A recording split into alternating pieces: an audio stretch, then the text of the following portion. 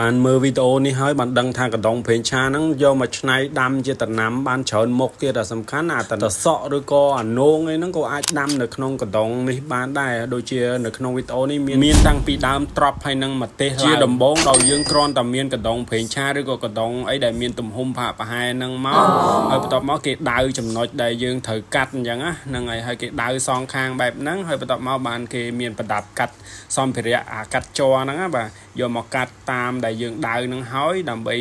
យក space ក្នុងការដាំដំណាំតាមប្រឡោះហ្នឹងអញ្ចឹងណាបន្ទាប់មកគេចោះជុំវិញកណ្ដុងហ្នឹងដើម្បីនៅពេលដែលយើងស្រោចទឹកទៅវាច្រោះហូរចេញមកមិនដកទឹកនៅក្នុងហ្នឹងធ្វើឲ្យដំណាំយើងរលួយឬងាប់ទេហើយណាមួយប្រឡោះនេះវាស្រូបយកខ្យល់អុកស៊ីសែនទៅចិញ្ចឹមដើមវាបានល្អតែទៅការកាត់កណ្ដុងហ្នឹងដែរបងប្អូនយើងកាត់អាម៉េចក៏បានដែរអាស្រ័យលើរុក្ខជាតិឬក៏ដំណាំដែលយើងចង់ដាំហ្នឹងប្រភេទម៉េចអញ្ចឹងបងប្អូនអាចមើលនៅក្នុងវីដេអូនេះបានគឺថាគាត់ដាំបានច្រើនមុខហើយមកទៅល្អខ្លាំងទៀតអញ្ចឹងមាន space បន្តិចបន្តួចអីអាចសាកវិធីនេះបានដែលយើងស្រួលថែទាំផង